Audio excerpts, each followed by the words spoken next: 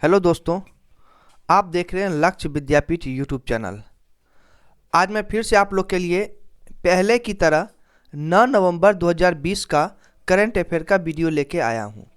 मैं आप लोग के लिए प्रतिदिन करंट अफेयर का वीडियो लाता हूं और इम्पोर्टेंट प्रश्न जो होता है वही मैं आप लोग के इस वीडियो में रखता हूं। अगर अभी तक आप लोगों ने चैनल को सब्सक्राइब नहीं किया है, आप लोग चैनल पर नए हैं तो चैनल को सब्सक्राइब जरूर कर लीजिएगा। अगर आप लोग को पीडीएफ फाइल चाहिए तो नीचे डिस्क्रिप्शन में जाइएगा और वहाँ से आप लोग पीडीएफ फाइल करंट अफेयर का डाउनलोड कर लीजिएगा।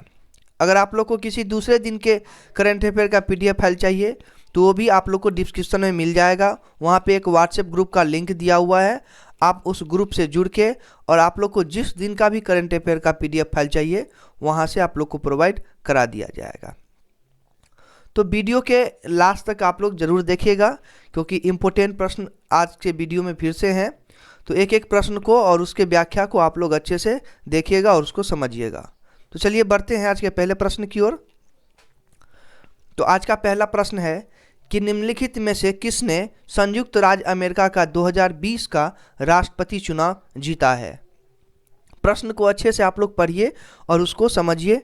अभी फिलहाल में जो है सो अमेरिका में भी चुनाव हुआ है, तो राष्ट्रपति का चुनाव। तो 2020 में जो है इस साल कौन जो है सो जीता है। इसका राइट आंसर होगा ऑप्शन नंबर डी, जो बाइडन होगा। यहाँ पे थोड़ा मिस्टेक है, बिडेन है। जो बाइडन जो है सो राष्ट्रपति चुनाव अमेरिका में जीता है। तो याद रखिएगा आप लोग इसको। आइए थोड़ा समझते हैं। जो बाइडन ने जो है वो राष्ट्रपति डोनाल्ड ट्रंप को हराकर संयुक्त राज्य अमेरिका के 46वें राष्ट्रपति बने हैं। तो आइए थोड़ा इसके बारे में विस्तार से समझते हैं हम लोग। अमेरिका के राष्ट्रपति जो हैं अमेरिका के राष्ट्रपति चुनाव में डेमोक्रेटिक पार्टी के नेता जो बाइडन ने 7 नवंबर 2020 को अमेरिकी राष्ट्रपति डोनाल्ड ट्रंप को कड़े मुकाबले में हराया है। तो याद रखिएगा कि जो बाइडन जो है वो किस पार्टी से थे, तो वो थे डेमोक्रेटिक पार्टी से। इस चीज़ को आप लोग याद रखिएगा। उन्होंने जो है सो डोनाल्ड ट्रंप को कड़े मुकाबले में जो है सो हरा दिया है। तो इस चीज़ को भी आप लोग याद रखिएगा। ट्रंप को हराकर जो है वो व्हाइट हाउस में जगह पाने वाले बाइडन अमेरिकी इतिहास में अब तक के सबसे उम्रदराज राष्ट्रपति होंगे। मतलब सबसे बुजुर्ग राष्ट्रपति होंगे जो बाइडन अमेरिका के इतिहास में। तो इस चीज़ को भी आप लोग याद रखिएगा। प्रधानमंत्री नरेंद्र मोदी ने जो है वो बाइडन की जीत पर उन्हें ट्वीट करके उनको बधाई भी दिया है। तो इम्पोर्टेंट प्रश्न है, इसको आप लोग अच्छे से समझिएगा और याद रखिएगा। बढ़ते हैं अगले प्रश्न की ओर। इसरो द्वारा 2020 में लॉन्च किए गए नवीनतम पृथ्वी अवलोकन उपग्रह का क्या नाम है। तो आइए इसका ऑप्शन पढ़िए आप लोग। इसका राइट आंसर होगा ऑप्शन नंबर ए, EOS-01। इसका राइट आंसर होगा। आप लोग अच्छे से इसको समझिएगा और याद रखिए। आइए इसका व्याख्या समझते हैं। व्याख्या समझेंगे तो आप लोग को जो भी डाउट होगा वो क्लियर हो जाएगा। तो व्याख्या आप लोग जरूर अच्छे से समझिए। भारतीय अंतरिक्ष अनुसंधान संगठन इसरो ने जो है वो 7 नवंबर 2020 को ग्राहक देशों के 9 अन्य उपग्रहों के साथ अपने नवीनतम पृथ्वी अवलोकन उपग्रह EOS-01 को सफलतापूर्वक लॉन्च किया है। तो व्याख्या को अच्छे से समझिएगा। अगला प्रश्न है अटल इनोवेशन मिशन, जिसका शॉर्ट फॉर्म होता है AIM। उन्होंने जो है सो किस देश के साथ सूर्य इनोवेशन प्रोग्राम 3.0 लॉन्च किया है। प्रश्न को थोड़ा अच्छे से समझिएगा पढ़ के।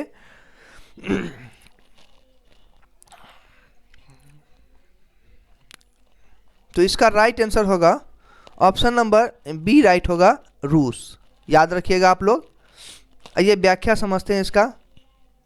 अटल इनोवेशन मिशन नीति आयोग द्वारा एक प्रमुख पहल और रूस के सीरियस यूनिक टेस्टोरेंट स्टेशन में वैज्ञानिक अंतर्राष्ट्रीय अनुसंधान। उन्होंने जो है सो संयुक्त रूप से यानी AIM, इसका शॉर्ट फॉर्म होता है अटल इनोवेशन मिशन का। तो इस चीज़ को याद रखिएगा आप लोग। सीरियस इनोवेशन प्रोग्राम 3.0 और 3.0 एक 14 दिवसीय आभासी कार्यक्रम शुरू किया है भारतीय और रूसी स्कूली बच्चों के लिए। तो ये व्याख्या है, आप लोग खुद से भी इसको अच्छे से पढ़ के समझिएगा।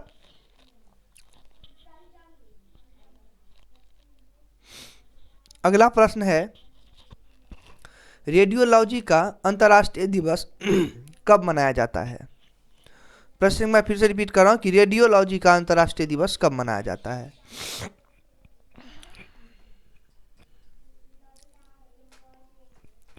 इसका राइट आंसर होगा ऑप्शन नंबर डी राइट होगा, 8 नवंबर को। रेडियोलॉजी का अंतर्राष्ट्रीय दिवस जो है वो 8 नवंबर को मनाया जाता है, तो आप लोग याद रखिएगा इसको।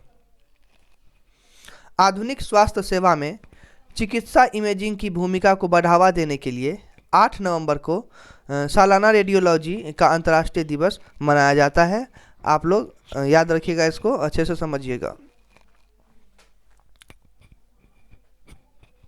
अगला प्रश्न है, भारत का पहला सौर आधारित एकीकृत बहुग्राम जल आपूर्ति परियोजना किस राज्य में शुरू किया गया है? अच्छे से प्रश्न को पढ़िए, प्रश्न रिपीट कर देता हूं एक बार फिर से।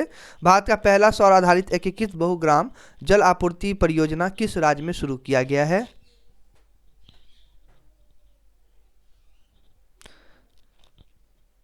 इसका राइट आंसर होगा option number A, Arunachal Pradesh. इसका राइट आंसर होगा।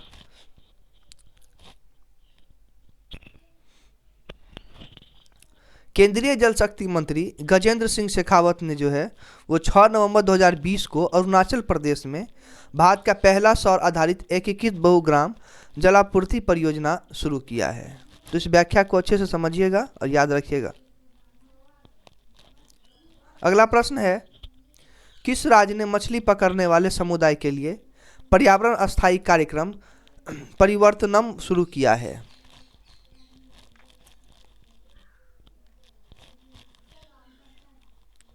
इसका राइट आंसर होगा option number C, Kerala. Kerala सरकार ने जो है वो मछली पकड़ने के समुदाय की आजीविका में सुधार करने के लिए परिवर्तनम नामक एक अग्रणी पर्यावरणीय स्थायी कार्यक्रम शुरू किया है। तो केरल सरकार ने जो है ये इस चीज़ का शुरुआत किया है, तो आप लोग याद रखिएगा इसको।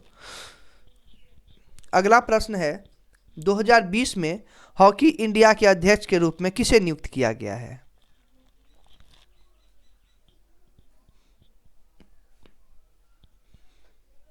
इसका राइट आंसर होगा option number D, Gyanendro Ningombam. इसका राइट आंसर होगा। हॉकी इंडिया के कार्यकारी बोर्ड ने मणिपुर के ज्ञानेंद्रो निंगोम्बम को हॉकी इंडिया के अध्यक्ष के रूप में 6 नवंबर 2020 को नई दिल्ली में 10वीं हॉकी इंडिया कांग्रेस और चुनावों के दौरान नियुक्त किया है। अगला प्रश्न है, किस ऐप ने एपेमेरल मैसेजिंग फीचर को अपनाया है? तो इसका राइट आंसर होगा ऑप्शन नंबर सी राइट होगा, व्हाट्सएप। याद रखिएगा आप लोग, व्हाट्सएप ने जो है एपेमेरल मैसेजिंग फीचर को अपनाया है। तो आइए समझते हैं ये फीचर क्या है। व्हाट्सएप ने एपेमेरल मैसेजिंग फीचर को अपनाया है, तो अब समझते हैं कि ये क्या है। यह एक नई सुविधा है जो आधिकारिक तौर पर प्लेटफॉर्म पर गायब हो रहे संदेश एक नई सुविधा की घोषणा की है, जो इस महीने तक वैश्विक स्तर पर सभी उपयोगकर्ताओं के लिए शुरू हो जाएगी। गायब हो रहे संदेश वास्तव में है क्या? तो संदेशों को गायब करना, जैसे कि नाम से पता चलता है, वे संदेश हैं जो कुछ समय बाद एक चैट से गायब हो जाएंगे या स्वचालित रूप से हटा दिए जाएंगे।